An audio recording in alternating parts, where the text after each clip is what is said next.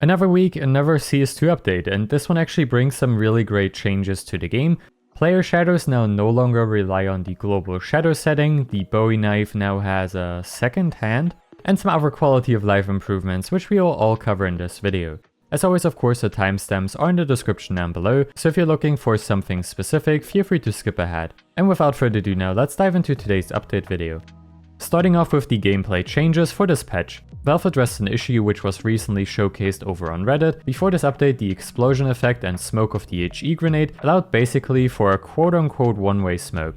As you can see, the HE grenade hides the player as expected, however for the opponent that is standing within the explosion, it looked very different, which you can see on screen right now. This is how it looked before this update, where you can see that the smoke fades very quickly for the opponent, and as you can see for the other player it took much longer. However, after this update there is certainly a noticeable difference, which you can see on screen right now.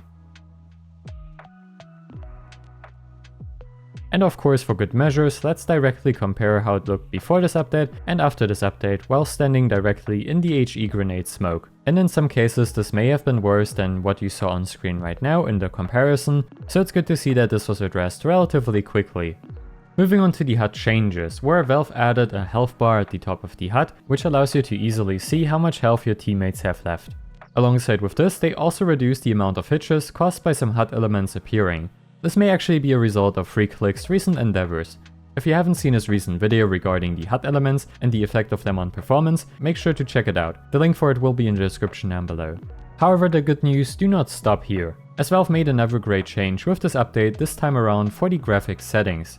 They finally added another option which separates the dynamic shadows from the global shadows, which can be set to either sun only or all shadows.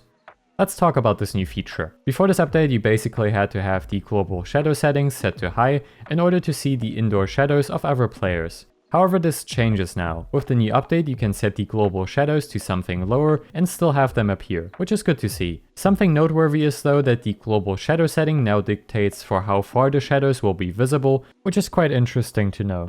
As you can see on the lowest setting for the global shadows, the shadows fade out relatively quickly on Vertigo as an example, which is definitely something to keep in mind. So I will personally at least go with the medium option for the global shadows, alongside with the dynamic shadows set to all. I think we will take a deeper look at this in a future video, so stay tuned for that.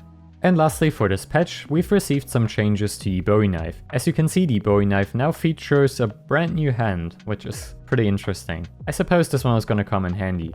I'm not quite sure how to feel about this personally, but I've seen quite a lot of positive feedback regarding this, which is really good to see. So feel free to share your opinions about this down below, of course.